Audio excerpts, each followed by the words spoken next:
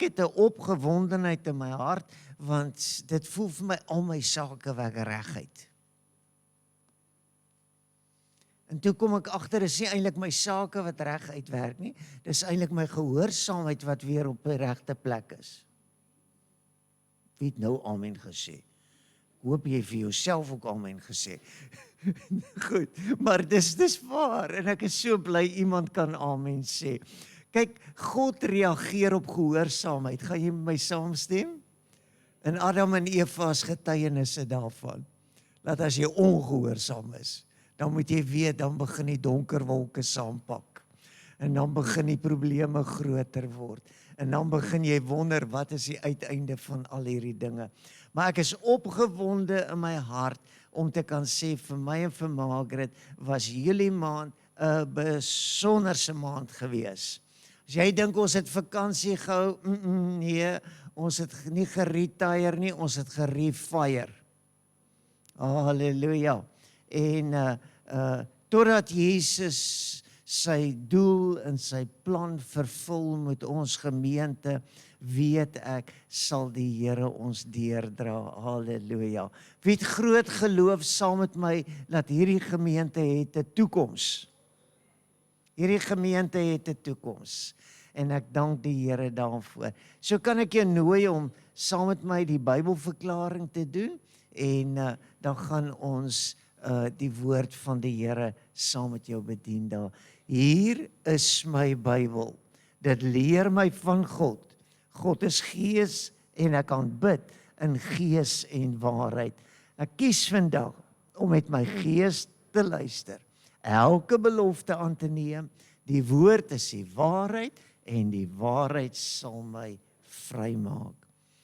Prys die Here. Dit was vir my baie lekker gewees, was baie uitputtend gewees, maar jy weet, om in een middag, of ja, dit was een middag, om in een middag 6 preke deur te werk en te luister en almal, en dan is ek nog nuuskierig, wat het pastoor Johan Venske gesê, of hy is dokter Johan Venske, en wat het pastoor Willie gesê, dan besef ek, om 8 preke of 10 preke, jy weet, en dan wil ek nog weet, wat het die cowboy pastoor in Amerika ook gesê, jy weet, dan sê ek, en om so baie preke te luister is om regtig preekstukkend te raak. Jy weet, om preekfoos te raak. Maar dit was vir my wonderlik om elkeen se boodskap te hoor.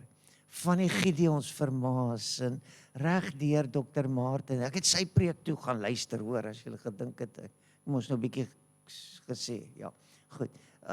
Maar weet, om te verstaan, om te begryp hoe lief God ons het. Maar bo dit alles, en dit is nie om vir vakansie nou, jy weet, so op die skouer te gee nie, want preke kom nie van mense af nie, preke kom van die Here af. Wie kan amen sê? Preke kom van die Here af. Maar toe hy nou daar met Saul en met Samuel stoei, jy weet, en hy vertel nou hoe stoei hierdie twee met mekaar. Jy weet, Saul wil gaan oorlog maak en Samuel die priester kom nie, en die tyd gaan verby en Saul raak benoud en dit lyk vir hom, jy weet, hy gaan nou in die moeilikheid wees, dinge gaan skeefloop. Toe kom Samuel mos nou amper te laat, of het eintlik te laat daar aangekom, en toe loop dinge nou nie so goed nie. Want hoekom? Koning en priester moet kan hande vat. Koning en priester moet in simfonie met mekaar wees, in goeie stand wees met mekaar. En ek hoop jy gaan iets vir oggend se boodskap verstaan, is dat ek gaan op 'n klompie gebede fokus in my boodskap, wat vir jou gaan wys, gaan verskillende mense se gebede aanhaal, en dan gedeeltes of belangrike sinnetjies uit daai gebede uit. Want ek wil weer sê wat ek nou reeds vroeër gesê het, God is so haarfyn ingestel op jou lewe. Hy is so haarfyn ingestel op jou lewe, dat hy maak net nie 'n fout met jou nie. Nie een amen. Amper was jy te laat. God maak nie met een mens 'n fout nie. Hoekom? Want hy is so ingestel op jou. Hy weet so presies wie jy is en wat jy doen en waarmee jy besig is. Dat wanneer God iets in jou lewe inbring of weglaat of jou lewe 'n sekere rigting of koers gee en jy nie altyd verstaan nie, dan weet God presies. En jy sien, Saul het benoud gewees, en God geweet hy's benoud. Maar God het ook geweet dat Samuel moet die offer maak en nie Saul nie. En daarom moes God nou mooi kop krap, as ek dit so mag uitdruk, en sê, nou wat gaan ek nou met Saul maak? Wat gaan ek met Samuel maak? Want ek wonder of Samuel moedswillig was. Jy weet, dan moet jy my eers oortuig dat Jesus ook moedswillig was toe Lazarus sterf en die Bybel sê, jy weet, Jesus het 4 dae laat daar aangekom. God kan nooit laat wees nie. As hy opdaag, gebeur daar 'n wonderwerk. Dan word iemand uit die graf uit opgewek. Dan gebeur daar dinge wat ons nie altyd kan verstaan nie. Ek hoop jy hoor wat ek vir jou wil sê. Dan moet iets in jou lewe gebeur wat jou laat verstaan hoe groot en betrokke is God in jou lewe. En hoe aktiveer ons dit? Hoe kan ons God se reaksie kry op die dinge wat met ons gebeur? Nou, ek glo, dit gaan uit die verskillende preke uitkom. Wat ek geluister het en wat ek die gebede wat ek vanoggend vir jou gaan aanhaal. Maar hier is 'n kernwoordjie vir jou. 'n Sleutelwoord wat jy kan huis toe gaan. As jy nie kan leer om te verootmoedig nie. As jy nie eers 'n idee het wat is verootmoediging nie.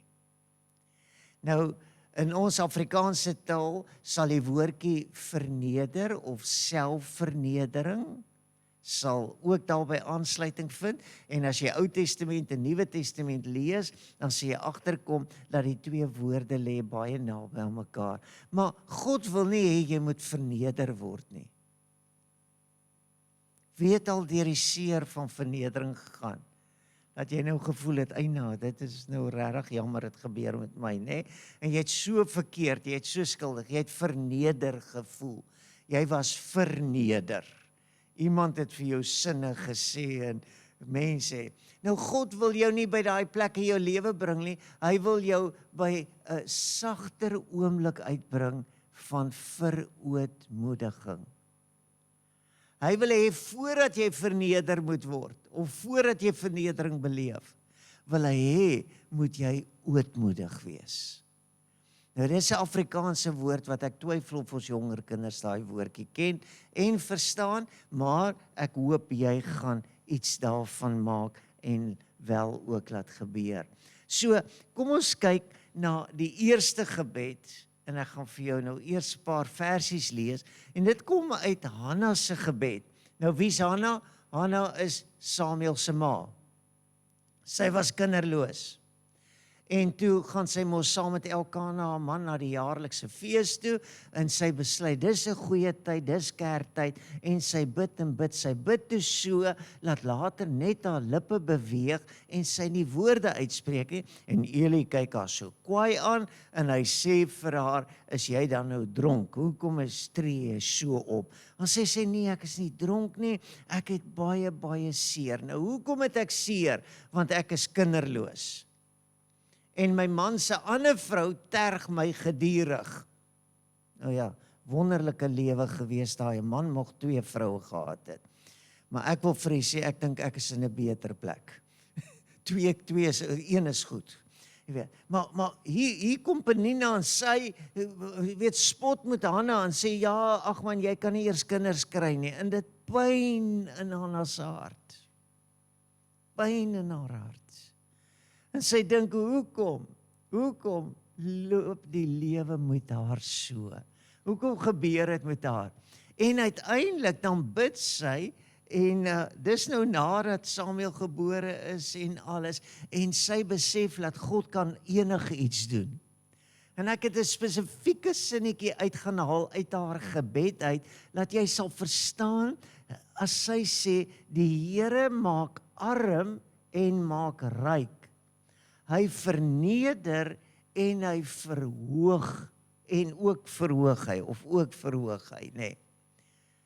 Hoor gou, God kan jou baie sleg laat voel.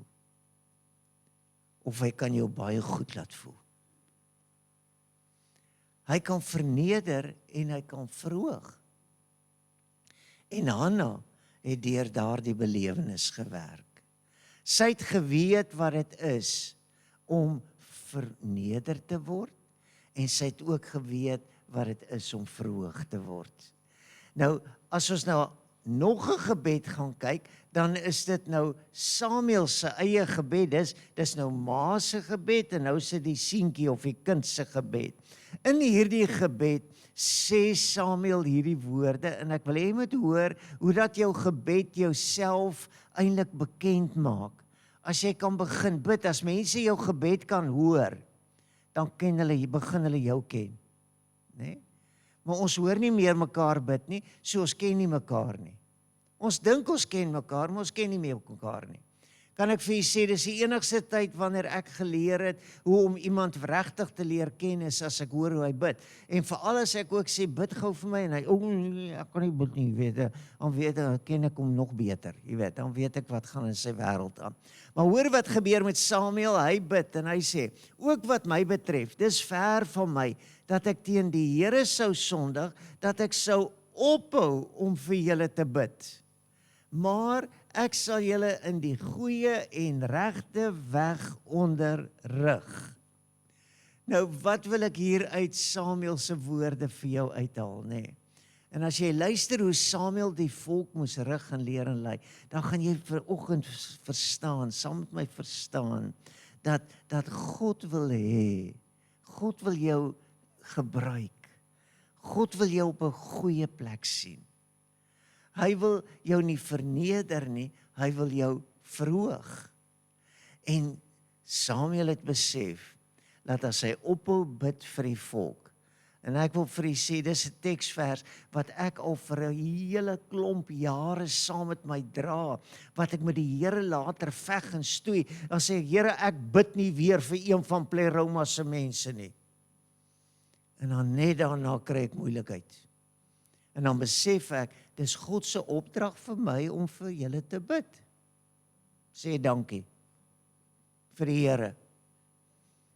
Sê dankie Here, dat pastoor Johnny te bang is vir die Here, dat hy nie ophou nie. Amen. En dankie vir julle almal, wat die Here opdrag gegee het om vir my en vir Margaret te bid. En dankie dat julle nie ophou bid nie, né? Ek eer die Here daarvoor en ek sê Here, soos wat ek leer, so leer mense. Maar ek wil hê met die beginsel saam met my snap, is dat Samuel kom en hy sê, gebed is iets wat 'n opdrag van die Here is en hy wil nie en hy gaan nie ophou bid nie. Nou kom ons lees nog verder, nou gaan ons by 'n ander punt uitkom. Ek gaan eers vir jou Samuel 3 vers 19 weer wakker maak.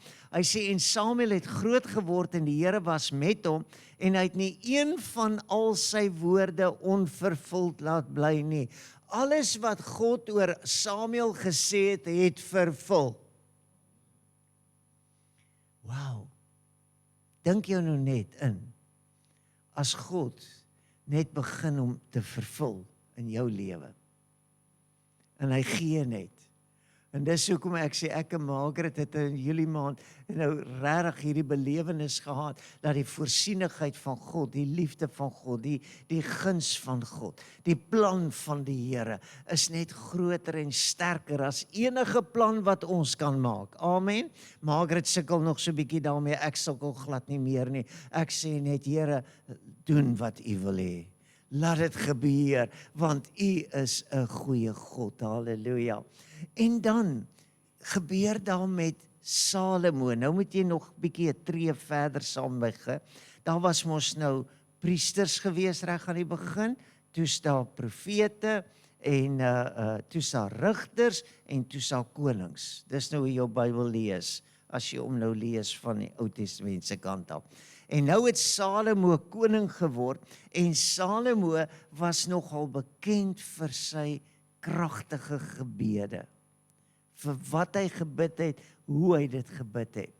En nou kom God en hy sê vir Salomo, Salomo, as jy bid, moet jy met hierdie verstaan bid. Jy moet verstaan hoekom bid jy wat jy bid.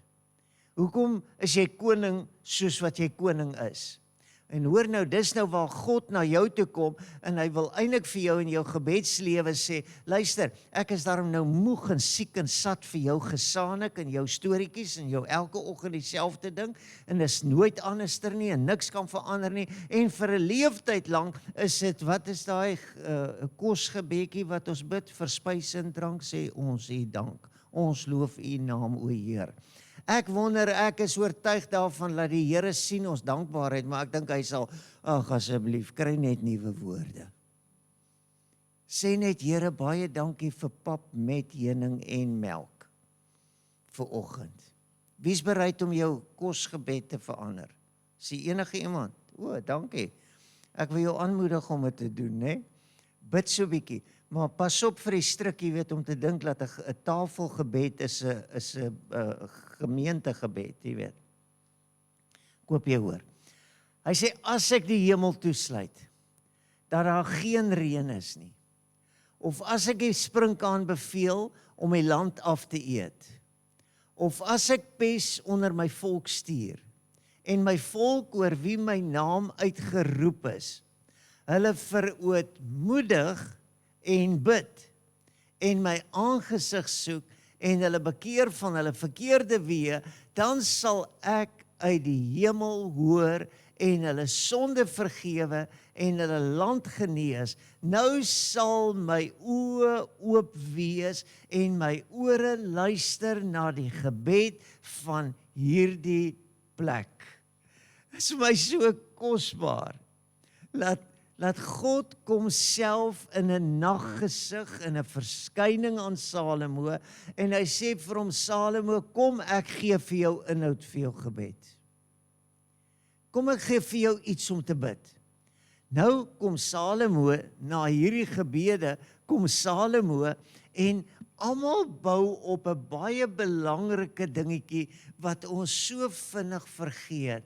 As klein Samuel die nag dink Eli roep hom, en hy hardloop tweede keer, en hy kom die derde keer, en Eli sê vir hom, as hy weer met jou praat, dan sê hy, spreek Here, U diensknegt luister. Wanneer laas het jy so in jou binnekamer gaan sit, of in 'n nagoomblik gaan sit, en gesê, Here, ek wil U hoor. Ek wil U hoor. As ons net al gesing het, He listens to the prayer of the righteous man. Wil ek jy moet weet, daar's 'n God in die hemel, wat 'n aktiewe, wonderlike verhouding en belewenis in jou lewe wil skep. Hy wil so naby wees, dat dit vir jou 'n vreugde is. Dat as jy dit vanoggend gesing het, toe ek dit sing, toe bars dit uit my binneste uit, as ek sê, I give you joy, you give me joy, and I'll give you praise, en ek sê, dankie Here vir die vreugde en die blydskap van die Here. Baie keer as ek na mense kyk, dan wonder ek of hulle enigstens vreugde het. Want die lewe is rof, die lewe is moeilik, die lewe is uitdagend, dinge is nie maklik nie. Goed loop so skeef, en die siek en daai seer en hierdie dood en daardie ellende wat my pad gekruis het. Ek wil vanoggend hê jy moet weet dat God wil hê jy moet kan glimlag al die pad. Jy moet selfs in jou pyn en jou seer en jou vernedering en jou verloor, moet jy kan opspring en sê, what a mighty God we serve. The angels bow before him. They worship and adore him. Kan ek jou aanmoedig om te verstaan dat as ek jou op die plek gaan bring van verootmoedig, dat jy sal verstaan dat Salomo kom terug na die volk toe, hy kom terug na die mense wat hy koning van moet wees, en hy sê vir hulle, reël nommer 1 is verootmoedig. Werkwoord nommer 1 is verootmoedig. As julle kan leer, as julle kan doen, as julle kan uitvoer, verootmoedig, dan sal God jou 'n vreugde gee. En ek wil vanoggend vir jou sê, ek dink dit is iets wat die kerk van Jesus so bitter nodig het om te verstaan, dat as ons bid in die aangesig van die Here soek en ons bekeer ons van ons verkeerde weë en ons verkeerde gedagtes en ons verkeerde oortuigings, dat ons net sal verstaan of sal begryp, as jy luister na die priester of die profeet of die rigter of die koning, en dit is God se stem wat gepraat het, dis God se woorde wat neergekom het. As jy vanoggend se boodskap kan vat en sê, o ja, dis pastoor Johnny, hy praat daarvoor, hy sê verootmoedig, maar is dit hy wat sê verootmoedig, of is dit die woord van die Here wat sê verootmoedig? Ja, dit is verseker God wat sê verootmoedig. En dan sê jy, ja Here, ek sal verootmoedig. Here, hoe moet ek dit doen? Wat is dan hierdie verootmoedigingspad wat ek moet loop, wat ek moet regkry? En daarom wil ek hê jy moet sien dat God van Egipte af, toe die eerste priester en die eerste profeet en die eerste rigter en die eerste koning aangestel is, en ek het vir jou die name daar gegee. Aaron was die eerste priester gewees, Abraham was die eerste profeet, rigters was Otniel en Saul was die eerste koning gewees. Hierdie manne was almal, as jy gaan kyk na iets wat hulle gedoen het, dan sal jy verstaan, hulle was die eerste gewees. Nou waar pas Aaron in? Onthou jy nou waar Aaron in pas? Wie was sy maatjie gewees? Wie? Is julle seker? Die grootste, die tweede grootste volksleier in die hele geskiedenis van die mensdom was Moses gewees. En God gee vir hom 'n Aaron vir 'n eenvoudige rede. Moses kon nie lekker vinnig praat nie. Hy het bietjie gehakel. En hy kon nie sy gedagtes so vinnig daar bring waar sy woorde moet wees nie. En God sê vir hom, maar lankal daaraan gedink, Moses, as jy wil 'n volksleier wees, as jy 'n koning wil wees, gaan jy 'n priester nodig hê.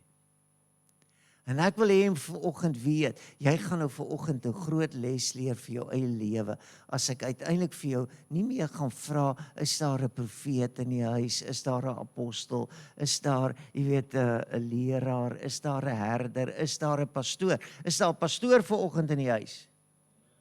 Waar is hy? Kan jy net opstaan? Nee, moenie vir my vinger wys nie, ek sê enigste pastoor nie. Goed. Maar is wonderlik om pastoor te wees. Dis fantasties om vir God iets te kan beteken. En ek wil hê jy moet iets sien, ek wil hê jy moet dit regtig verstaan, dat hierdie manne kry daardie titel, hulle kry daardie beskrywing, hulle regte naam is Aaron, hulle geboortenaam is Aaron. Maar hy is die eerste priester. So, as ons sou gesê het, priester staan op, dan sou Aaron opgestaan het.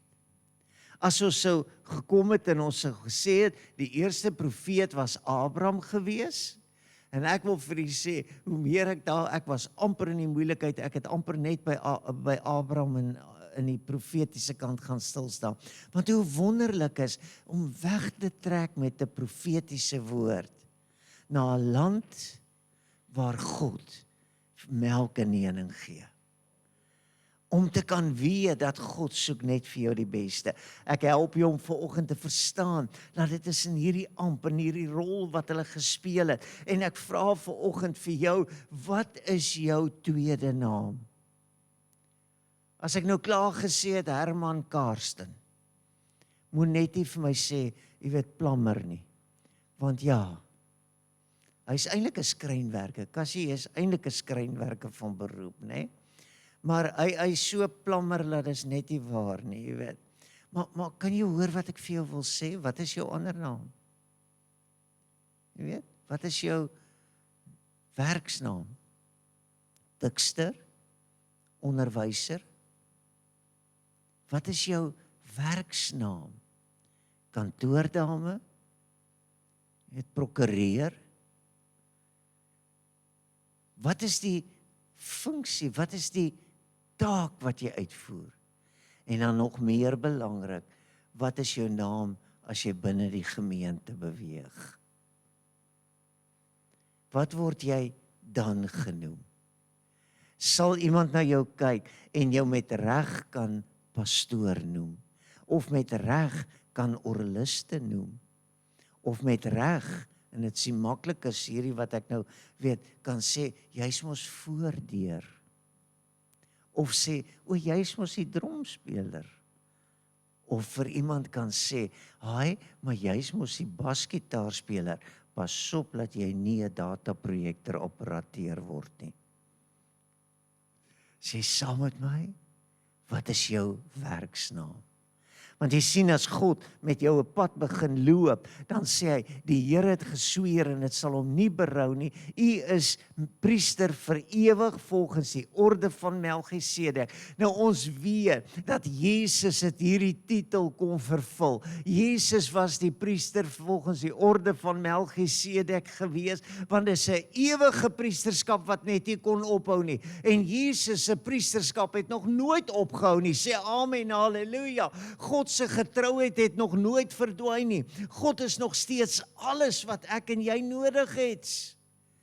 En is so waar dat Eli is lankal nie meer daar nie. Samuel is nie meer daar nie.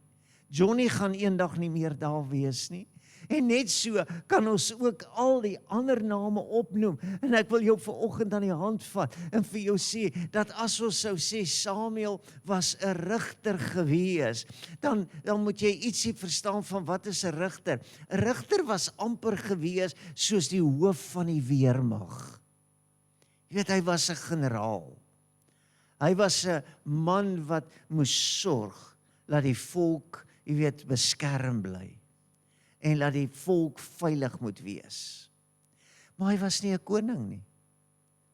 'n Rigter was ook nie 'n profeet of 'n priester gewees nie. En dit is waar Cassie se boodskap my op 'n koers gesit het, om te verstaan, Saul, jy's koning en nie priester nie. Saul ken jou plek.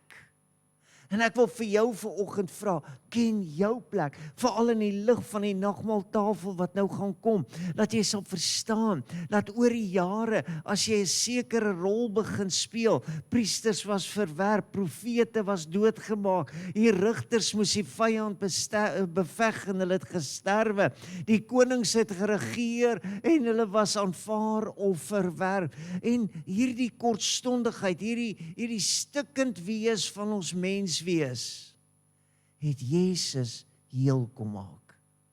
En hy het vir my en vir jou op 'n plek gebring, waar ons sal verstaan, dat daar 'n reuse verskil tussen jou naam en tussen jou werk. Moet dit nou maar so uitdruk, nê? Jy sien, Johnny is 'n pastoor. Cassie is 'n Cassie en 'n plammer. Sê nou maar. En so kan ek aanhou. Ken jy jou werksnaam? Weet jy wat jou werksnaam is? Ek dink jy weet. Maar nou wil ek vir jou vra. Is dit vir jou twee goed wat so van mekaar geskei is? Dat jy bid een soort gebed oor jou naam en jy bid 'n ander gebed oor jou werk. En nou moet jy mooi luister.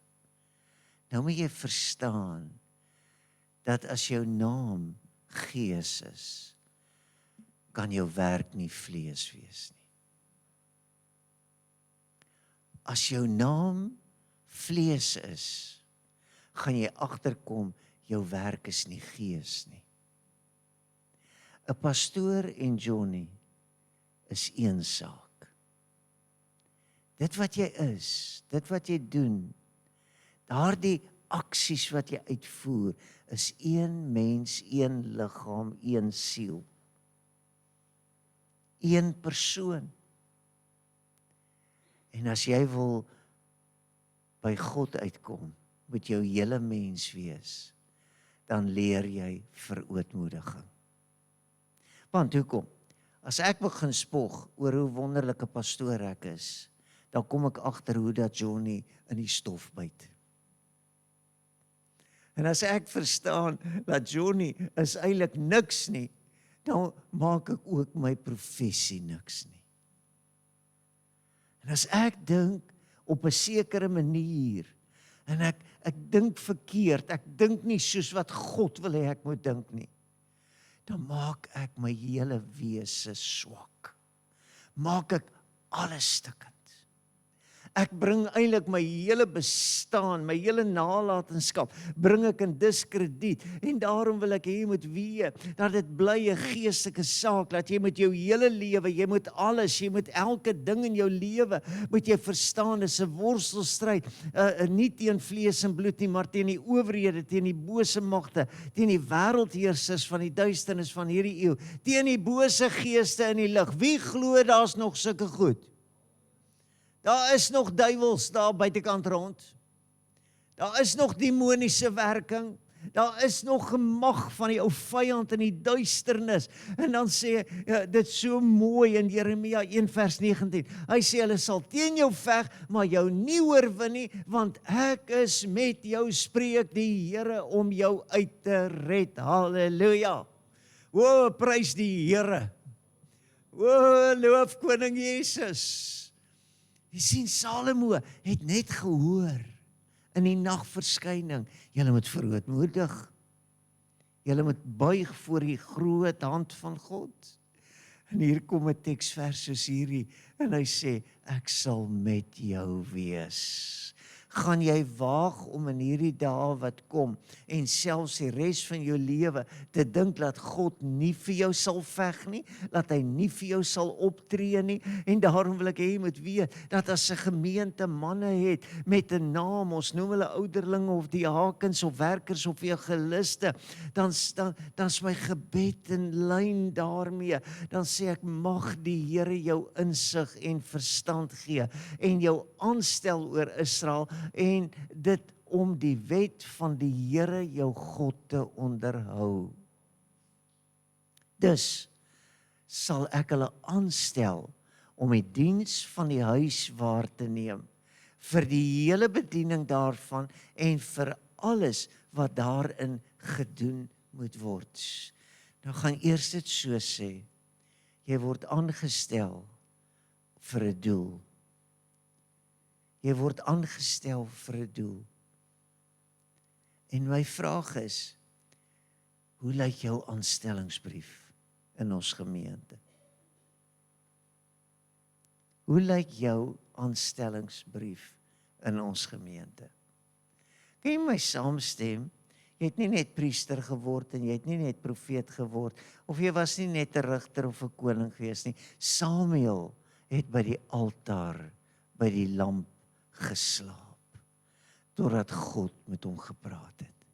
En hier is die teksvers wat vir my en vir jou moet oortuig, laat God doen aanstellings. God besluit wie kom in watter posisie. Sou jy graag Judas wil wees? As jy weet waarop jou lewe gaan uitloop, sou jy graag Judas wil wees? Maar jy sien, daar was 'n Judas nodig om Jesus te verraai. Maar daar was ook 'n Petrus nodig om op te staan en 3000 siele word gered. Daar was 'n Paulus wat deur verguising en verniel gegaan het. Want God verstaan jou hele mens. En ek wil daarmee dit saamvat om vir jou te sê, dat as jy vir 'n doel en 'n rede aangestel is, as God jou dan vir 'n rede na hierdie gemeente toe gebring het, dat jy sal verstaan, dat jy ontvang jou aanstelling by verootmoediging. Jy kan nie met hoogmoed en trots by God uitkom nie. Kan ek dit weer sê? Jy kan nie met hoogmoed en trots en meerwaardigheid en met ek is beter en ek is die slimmer een en ek weet hoe om dit te doen en niemand kan dit so goed doen soos ek nie. Jy kom by verootmoediging. Dink julle Sissa speel so mooi klavier omdat sy so goed is? Het julle vir Marlene bietjie gemis hiervoor? Ja, 2 koppe skit, Marlene. Ek het nou vinnig gekyk, 2 koppe skit. Nee, ek hoop Hugo hoor nou hierdie preek baie mooi.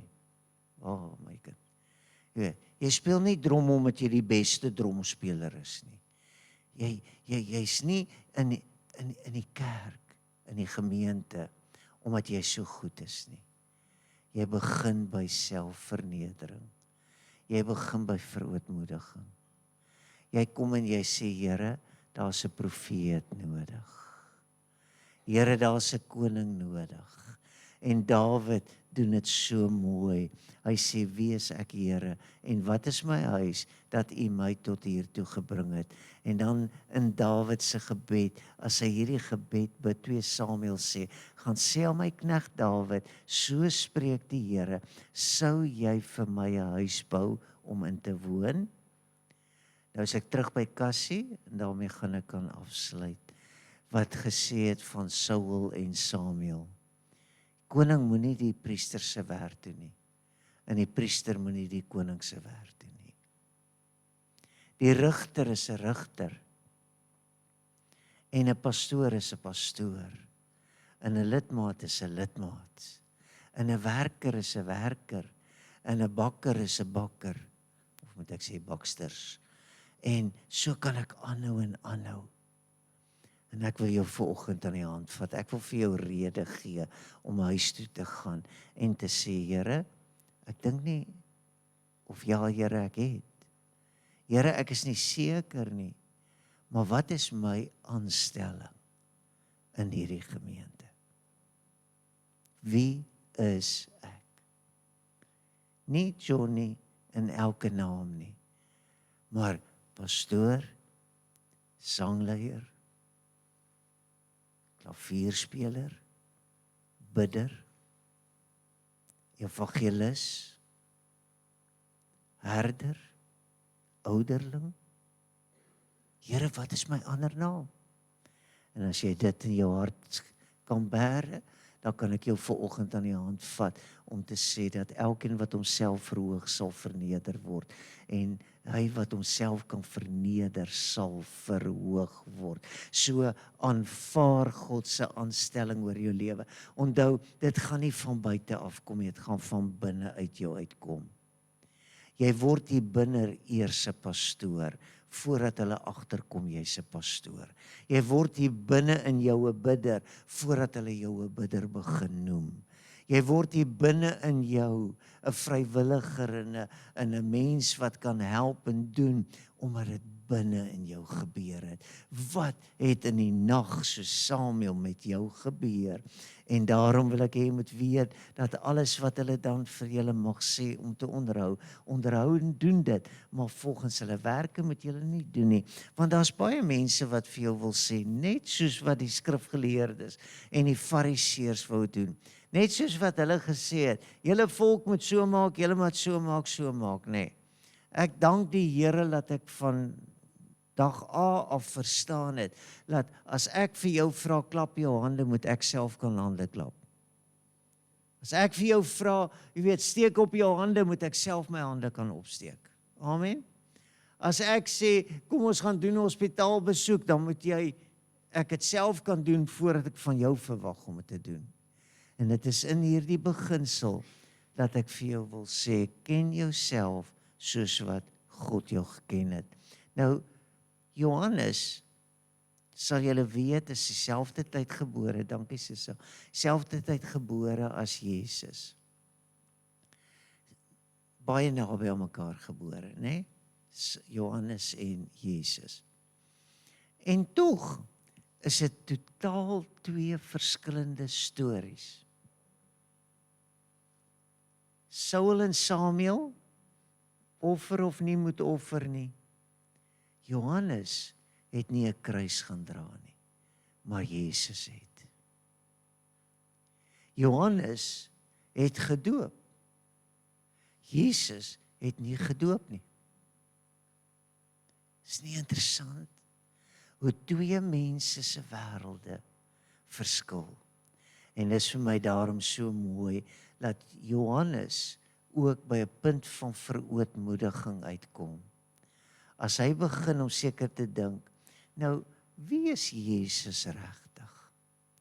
Wie is hierdie ene wat so rondgaan en blinde sien en krepeles loop en water word in wyn verander en ja, die Lazarus word uit die graf uit opgewek. Hoor gou, en Johannes werk hierdeur.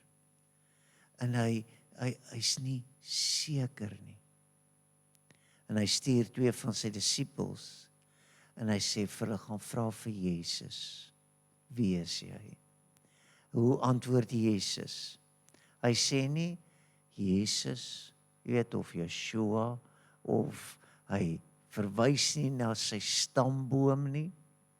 Hy sê nie wie sy pa en sy ma is en hoe dit inpas in die bevorderingswêreld van wie jou mense is en wie jy ken nie. Hy sê, gaan sê vir hulle, blindes sien, krepeles loop. En die armes hoor die evangelie. Ek hoop jy hoor my vanoggend. Ek hoop jy kan dit in jou hart bære, jou werksnaam, jou aanstelling. Dit wat jy vir God beteken, is waarop jy moet fokus. Jy moet vanoggend weer vir jouself sê, Here, as ek vergeet het, Eli het vergeet om priester te wees. Eli het homself, mag ek hom op ons manier sê, in die voet geskiet, omdat hy vergeet het, dat hy priester is. En later het hy nie meer verstaan, hoe goed voel oor 'n priester nie. Ek wil vanoggend vir jou sê, ontdek weer jou aanstelling. Verstaan weer wie jy is. En ek gaan nie vir jou kan sê presies wie en wat jy is nie. Ek gaan later jou dophou, soos ek weet. Jy weet, as jy ouer word, dan is dit asof die Here sê, hou net aan bid. Bid. Want dit is wat bejaardes eintlik baie goed kan doen. Is om te bid. En as jy met die Here die saak uitmaak, dan wag jy totdat iemand vir jou sê, Jene, maar jy's mos 'n regte ware bidder. Sê jy, dankie Here. As dit op my aanstellingsbrief staan, ek is 'n bidder, Here, dan sal ek nog met groter ywer bid. As jy 'n leraar is, begin om te leer. En as ek vanoggend vir jou kan sê, daar's een werk wat niemand anderster kon doen nie. Wat niemand anderster kon regkry nie. En wat niemand van ons ooit sal regkry nie. Sit vasgevang, juis in hierdie woorde, as hy sê, is U die een wat sou kom, of moet ons 'n ander een verwag? Jy hoef nie vandag te wonder of daar 'n ander een is nie. Jy is die een. Ek hoop jy het dit nou mooi gehoor. My broers wat my help kan na vore kom. Jy hoef nie te wonder of daar 'n ander een is nie. Jy is die een. Net soos wat Jesus die een was. Net soos wat Jesus die enigste een was. Wat kon doen wat niemand van ons ooit gaan herhaal of probeer regkry nie. Hy is die een. Jy is die een. As hierdie manne vanoggend hier staan, as die dromme daar speel, en die klavier speel, en jy sit in die bank, en jy hoor my, en jy kyk vir my, en jy wonder oor die kinderkerk daar buitekant, dan sê jy, ek is die een. Dis ek. Maar jy begin nie uit hoogmoed nie. Jy begin by verootmoediging. En in Getsemane het Jesus in die nag waarin hy verraai is, brood geneem. En hy het gebreek en hy het gesê, neem eet, dit is my liggaam wat vir julle gebreek word. En ek wil vanoggend vir jou sê, as ek nou kyk hoe my broers die tafeldoekie opvou, dit raak al hoe stadiger. Toe maar ek ook. Het raak al hoe stadiger. Maar ek is die een. Ek is die een. En daarom as Jesus daardie brood geneem het en het gebreek het, en hy gesê het, neem eet, is my liggaam, wat vir julle gebreek word. Dan wil ek vanoggend vir jou sê, en ek wil jou uit my hart uit bewus maak daarvan, dat om vir die Here jou hele lewe te gee, is dikwels 'n ervaring van om gebreek te word. Om gebreek te word. En om te dink, ek is nie minder nie, ek is eintlik nou sterker. Ek is meer.